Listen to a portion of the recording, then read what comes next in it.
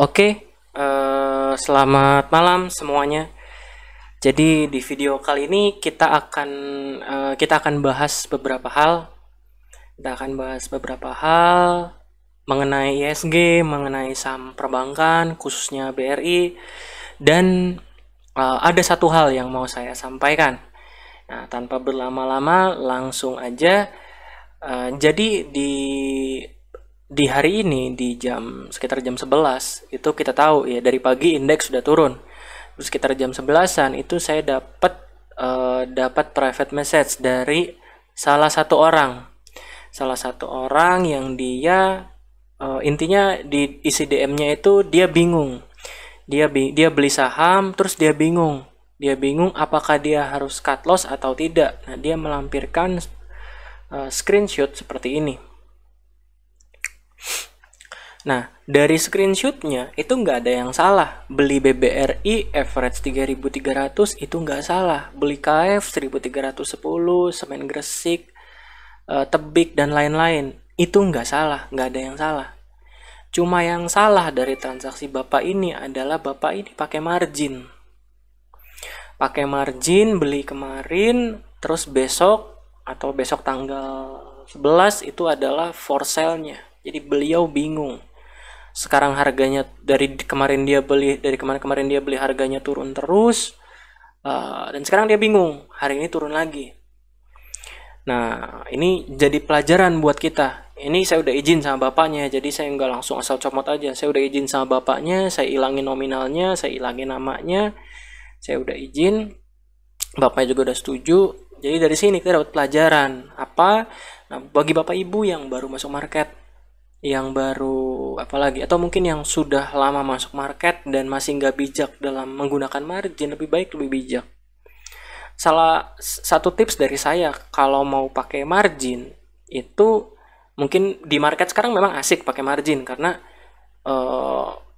sehari bisa tiba-tiba turun 5% terus nanti berapa jam kemudian langsung naik lagi tuh bisa.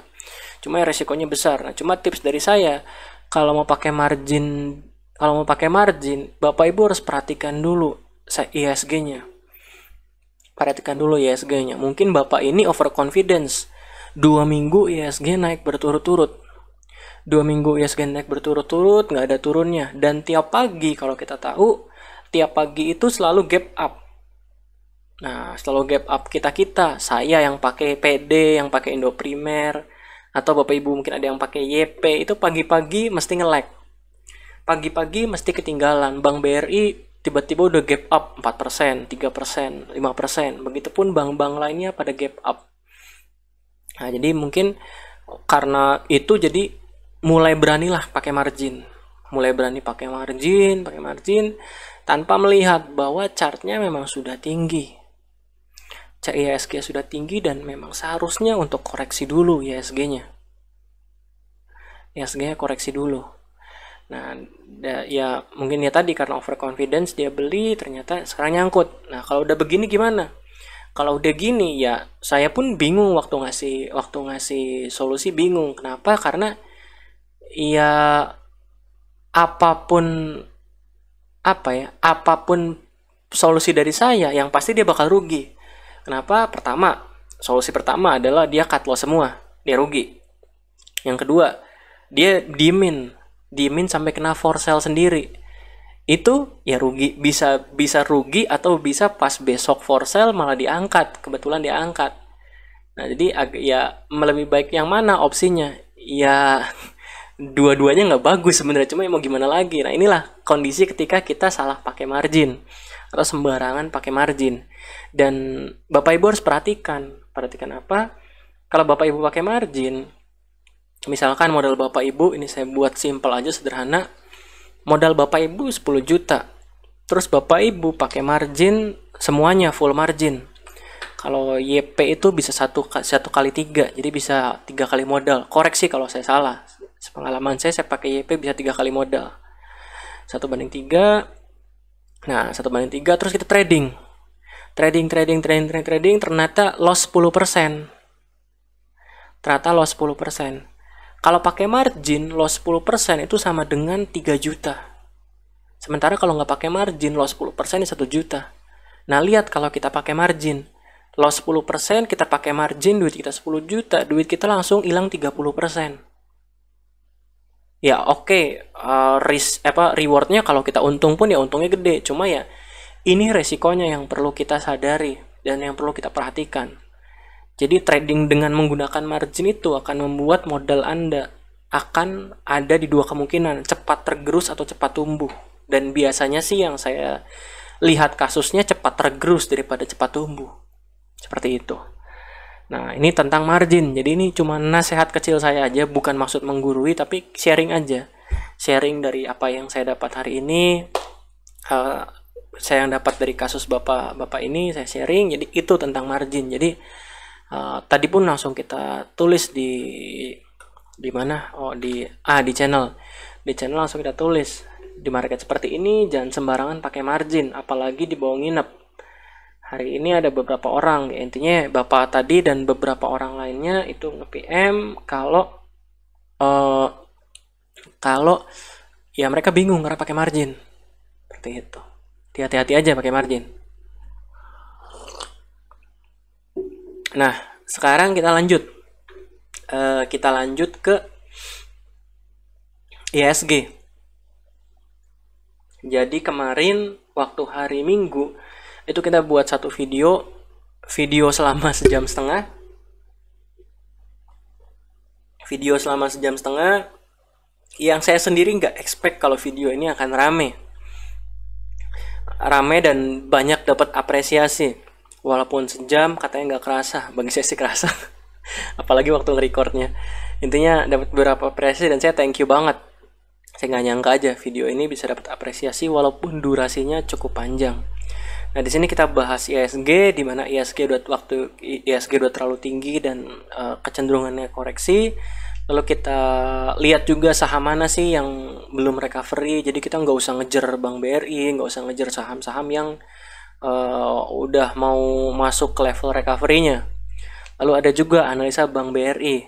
Jadi waktu kemarin kita lihat Bank BRI itu inflow-nya udah mulai berkurang waktu hari Minggu. Nah hari Minggu itu tanggal 7. Nah, di sini kita lihat inflow-nya ini udah mulai berkurang 3 hari terakhir. 1 2 3 ini udah mulai berkurang, bahkan yang terakhir outflow. Jadi kita bilang bahwa ini BRI ini hati-hati.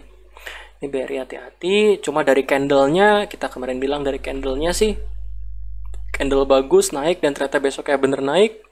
Terus Selasa Rabu turun terus. Nah, sekarang di dua penurunan ini kita sih belum melihat ada penjualan investor asing yang masif ya. Ini 58 miliar sekarang. Bank-bank lain pun sama. Bank-bank lain pun ikut turun juga.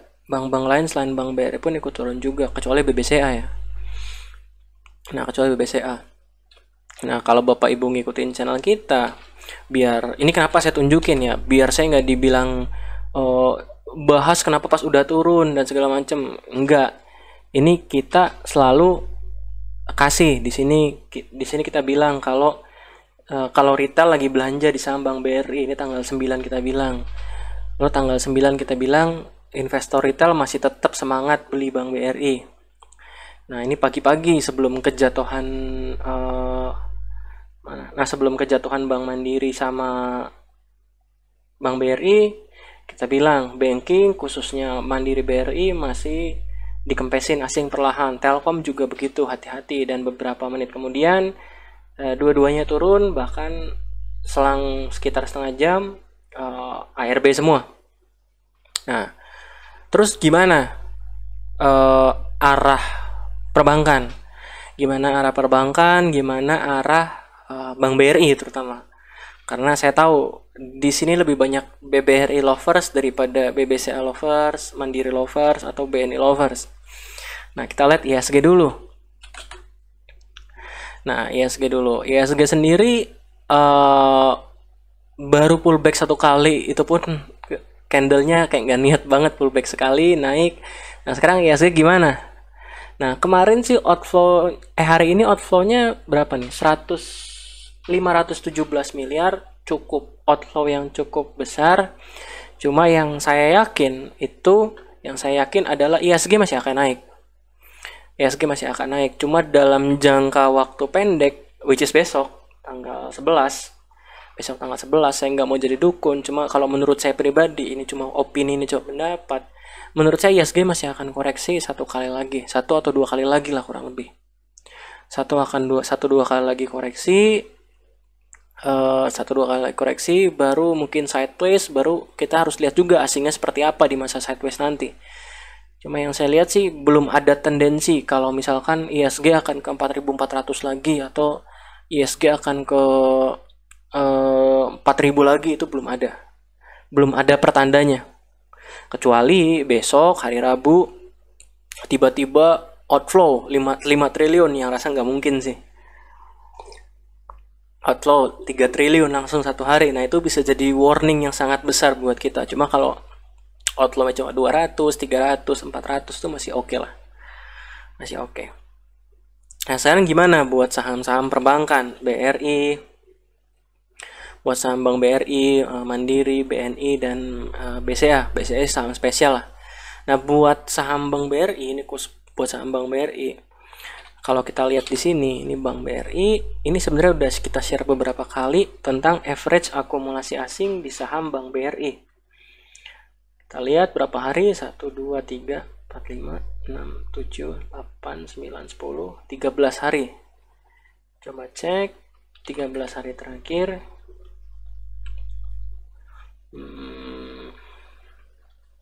Ntar saya screenshot biar Bapak Ibu bisa gampang lihatnya.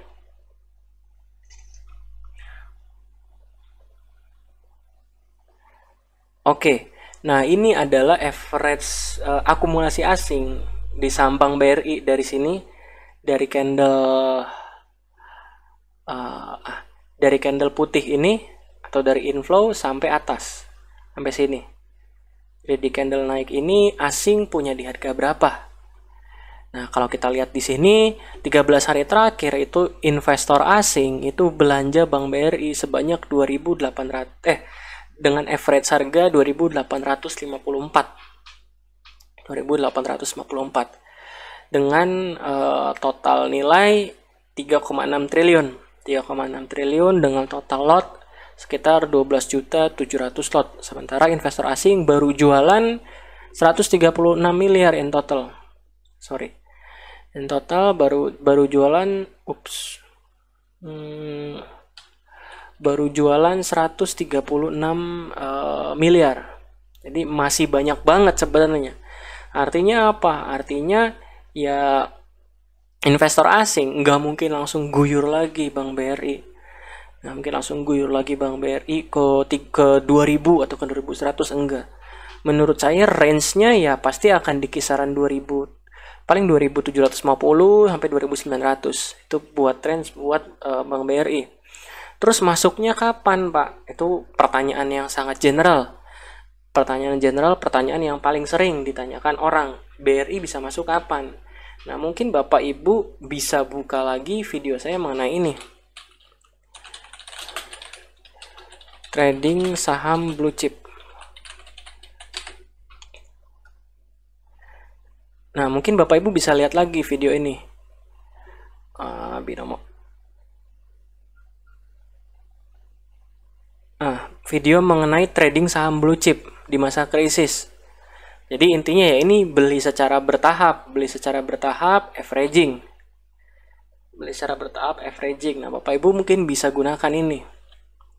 Nah, coba kita misalkan coba kita simulasi. Kita coba simulasi sekali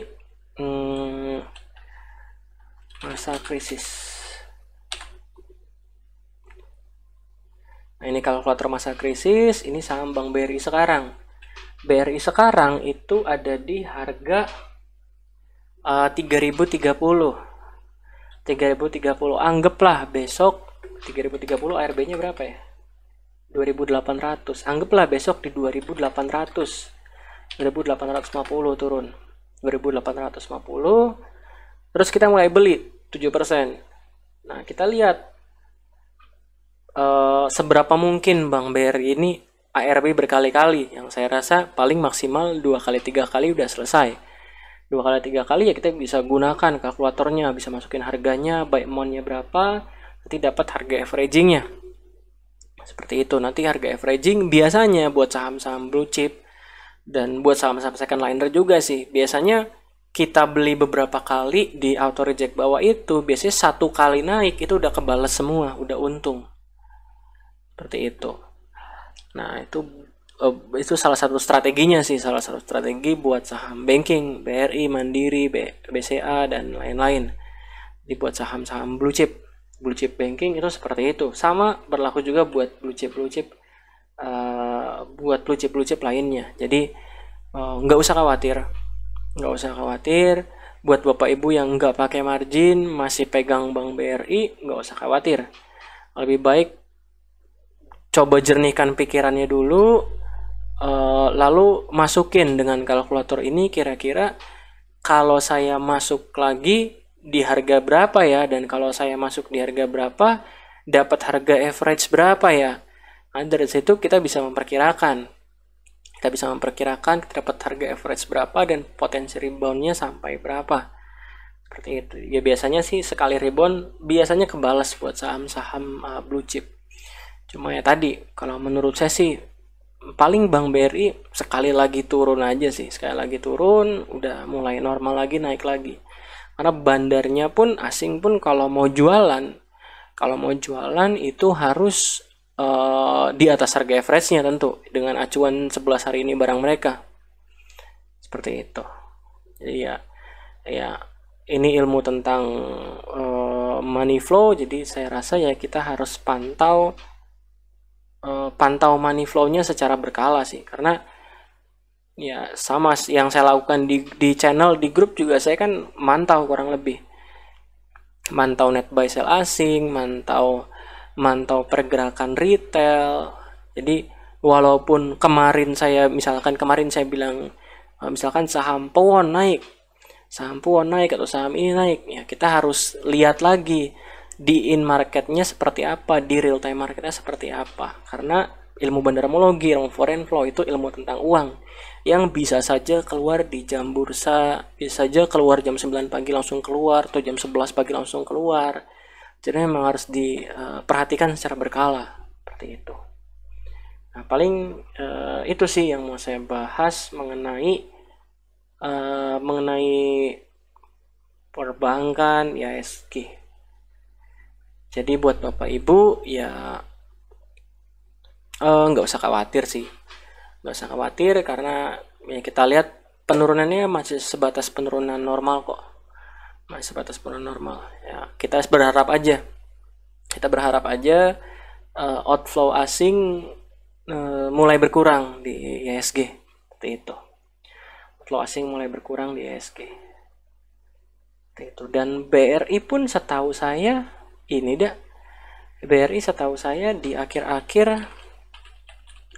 jadi BRI itu sepanjang saya ngamatin market itu outflow-nya nyampe 100 miliar kalau nggak salah, nyampe 100 berapa miliar gitu.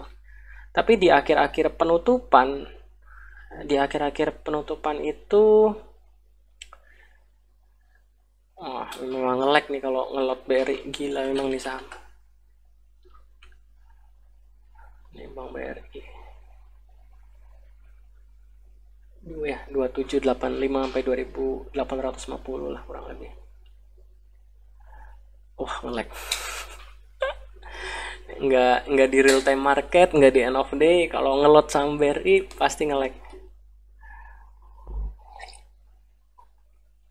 Ini saham Bank BRI di akhir-akhir itu ada investor asing masuk cukup banyak.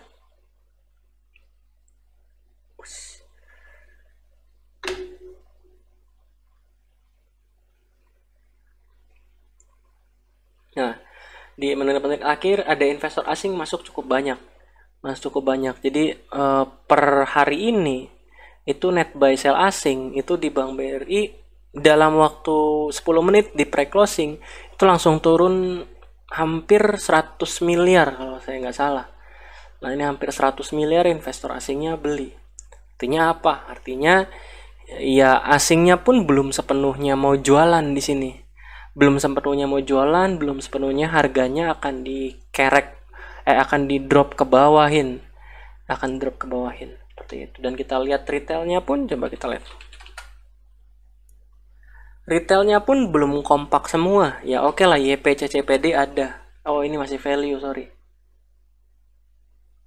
Retailnya ya di kiri semua sih. Retailnya di kiri semua. Cerita di kiri semua. Cuma menurut saya sih harga Bank BRI nanti nggak akan jauh-jauh dari harga 2.850-an. Seperti itu. Itu kesimpulan saya sih. Nah, terus saham apa Pak yang masih naik tapi diakumulasi bandar? Nah, coba saya screening dulu. Setahu saya saham-saham yang masih diakumulasi bandar itu ada Astra. Nah ini saya kasih tunjuk aja. Ada Astra, itu masih diakumulasi bandar per hari ini ya. Lalu ada Pawon kalau saya nggak salah. Pawon, lalu ada Semen Gresik. Tuh kita lihat aja di list ini deh biar lebih mudah. Di list ini ada AALI. AALI masih diakumulasi, masih naik. Nah, ini pesan nih, ini pelajaran juga buat Bapak Ibu. Walaupun bandarnya akumulasi terus, mohon perhatikan juga chartnya seperti apa. Karena kalau chartnya sudah seperti ini, walaupun bandarnya akumulasi terus, ya rewardnya cuma sampai sini, setelah itu turun. Dan turunnya jauh, jadi dalam artian ya ini risknya gede banget dibanding reward, itu nggak usah. Sama halnya dengan saham Demas. Nah ini saham Demas pun pada video kemarin itu ada yang tanya, Pak Frans gimana saham Demas? Saham Demas bagus, akumulasi terus. Nah kemarin Bapak itu tanya waktu hari Sabtu, coba kita reka ulang. Sunday oke. Nah, kita coba reka ulang. Nah, ini akumulasi saham Demas. Saham Demas akumulasi. Cuma ya kita harus objektif, kita harus lihat apa. Saham Demas udah deket sama resistennya. Jadi walaupun statusnya akumulasi, jangan kita telan mentah-mentah. Walaupun akumulasi. Dan ya terbukti 2 hari setelahnya, lebih gampang ganti dulu. Demas 2 hari setelahnya saham ini besoknya naik atau Seninnya naik, Selasa turun, Rabu pun turun. Ya ini saham masih menarik. Jadi ini salah satu saham yang menarik ya Demas ini.